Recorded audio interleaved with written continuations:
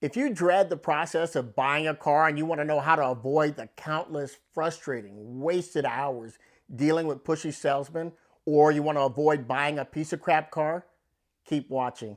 In our previous video, what you need to know before buying a car, we talked about the first step in buying a car is preparation. If you haven't seen that video, I'd recommend you go back and you watch it, even before watching this one. That's right, just stop the video right now, go back, watch that video. You'll be glad you did. In that video, we talk about the importance of knowing your credit score, credit history, and how to get all that information for free and doing it without even lowering your score. We also cover why it's important to figure out your DTI before applying for a loan and how you can possibly save hundreds, if not thousands of dollars financing the car through your credit union rather than the bank or the dealership. In this video, you'll learn how to significantly reduce the time searching for a car and end up with a much better car in the end. I'm going to show you the best places to find the best deals on cars every day, no matter where you live. How to sniff out the imposters trying to sell you a piece of junk, and how to properly value a car like a dealer and get the seller to lower their price and walk away with a steal of a deal. I know you're thinking, I thought this channel was about making money, keeping more of the money you make and growing that money. This video is about keeping more of your money for sure. Did you know that more people get into more financial trouble through a car purchase than just about any single other purchase? So we're going to give you the real applicable knowledge and skill to keep more of your money in your hands. Well, who am I? Well, I'm Dee, and I've spent well over 17 years in the car industry, successfully selling, buying, trading, financing, and managing car dealerships at one of the largest dealerships in the country. And although I'm no longer in that industry, I've been able to successfully apply these same skills to continue to get best deals on cars for me, my family, and friends. And now I'm sharing that same information with you so you can save yourself thousands of dollars on your next car purchase and avoid buying a piece of crap car that sucks you dry from countless repairs. Well, let's get started. If you don't want to get screwed on your next car purchase, follow these 5 tips. Number 1, don't buy new. You'll never get rich paying more monthly on a depreciating asset than you do in your own retirement account. Number 2, don't trade your existing car, sell it yourself, and keep more of the money for yourself. The money you make will help you make a large part of your 20% down on your next car. A lot of people think selling your own car is hard. It isn't. Now, I'm not going to cover that in this video, but hit the subscribe button and notification button below and you'll be notified as soon as that video is released. Number 3, begin the process of searching for a car by answering these 3 questions. Who's the car for? Is it for me? Is it for my wife or one of the kids? The second question, what's the purpose of the car? Now, the answer to this question, plus, with your target monthly payment and credit union pre-approval, that will dictate what you'll buy. You'll have to ask yourself, is it for reliable transportation to and from work? Or is it for image? So, if you're in real estate and you're showing clients, you'll want something reliable and decent looking. I didn't care if my realtor drove a Hyundai or a Honda or a Hummer. What was important to me was that if they were competent and they worked for me, not their commissions, and certainly not the seller. If the car is clean and smells decent, I'm okay because anyway, most of the time I'm driving to meet the realtor at the location. Number 3 question, what are your must-have features? Meaning, what can't you do without? For me, it's AC, power mirrors, power windows, alloy wheels. And I'll tell you why later. And number 4 tip, where to look for used cars. And I put it in this order. Everyone's different. This is just my approach. So the first place I look is FSBOs. That's for sale by owners. Why?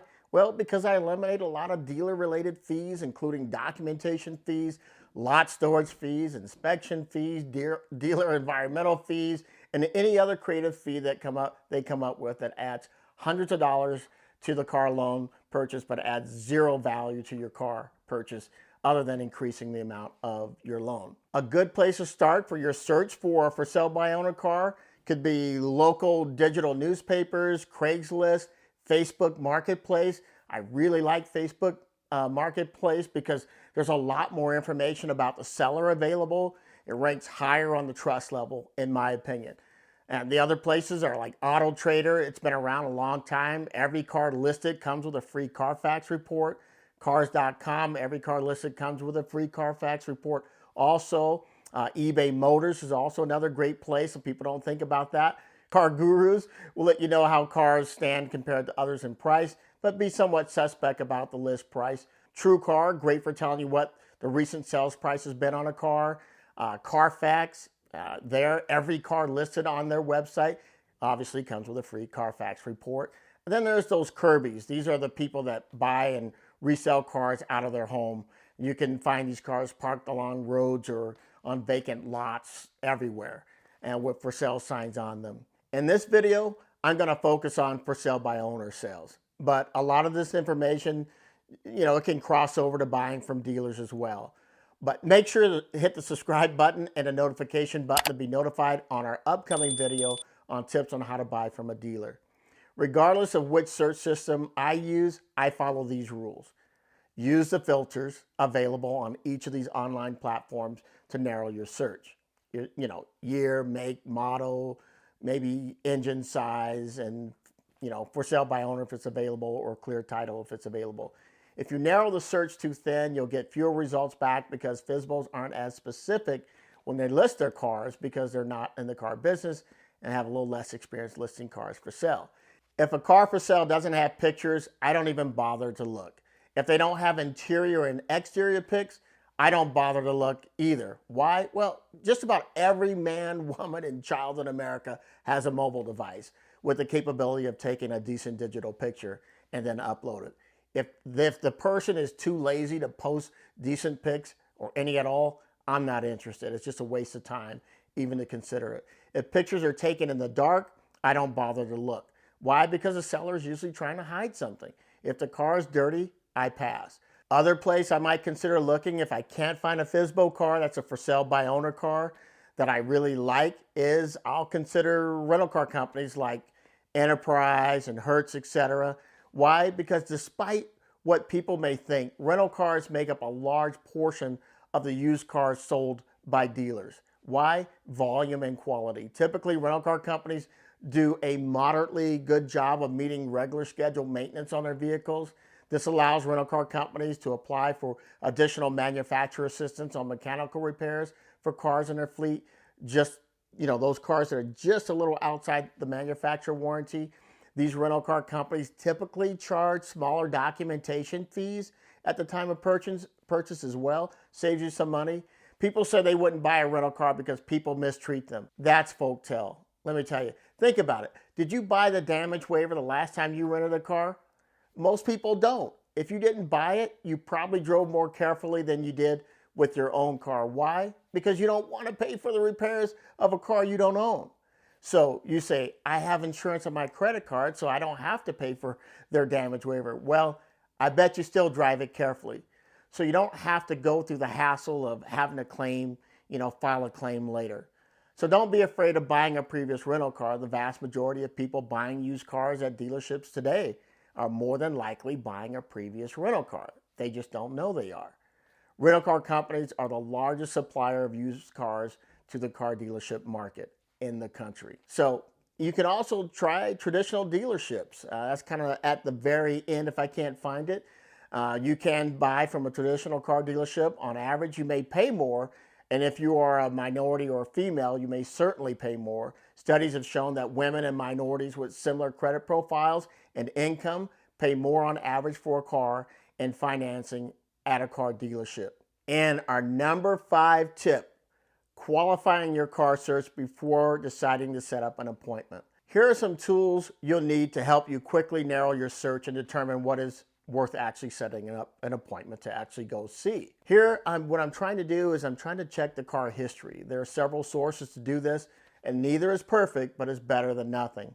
Sometimes accidents happen and people and companies, rather than report them, just fix them and it goes unreported. So look at these reports with a bit of healthy, skepticism. Some resources that you might need is like AutoCheck, autocheck.com or Carfax.com to check for accident records, car history, things like service records, a number of owners since the car has been in service. The information provided by these services is not perfect information, as I mentioned before, but it is better than nothing. Again, have a healthy skepticism about what you're reading on these reports because everything is not always reported. Some people damage cars, get them repaired by a friend in the body shop. They have a friend that owns a body shop, and then it fixes it and never gets reported. With these car history reports, I'm trying to answer a few questions like how many owners has the car had? If the car has exchanged hands 3 times in 4 years, I'm a bit leery. I call these hot potatoes because it's a possible indication the car has some problems that are not apparent until after some poor soul buys the car. Another question, how does the car score on auto check? Anything under 85%, I might pass on. I like auto check because I can buy 25 reports for 21 days for just $49.99. And Carfax, a little bit different pricing system, but it's a good service as well. One Carfax costs $39.99. You can buy up to 3 for $59.99, and you can buy 6 of them for $99.99. Another resource you want to use is check the NHTSA. That's the National Highway Traffic Safety Administration website for safety recalls. And you'll need to enter your VIN number. That's that 17-digit mix of numbers and letters that you'll find. And here you'll learn if your vehicle has any incomplete safety recalls. If the car does, it will mean you'll have to take some time off, take it in the dealership, and get those recalls repaired. These repairs are generally free because it's a manufacturer-related issue. So if the recall hasn't been completed, ask for additional discount on the price from the seller. Another little trick that I like is, really a really good tip, is Google the phrase, what are common problems on the year, make, model? For example, what are common problems on a 2013 Hyundai Sonata? And then read the search results. Take these items with you when you go to test drive the car. It shows the buyer you did your homework. When you take the time to go through this process, these 5 tips, and you see how many cars that look great online but really aren't, you'll be really, really happy you took the time to walk through these 5 steps.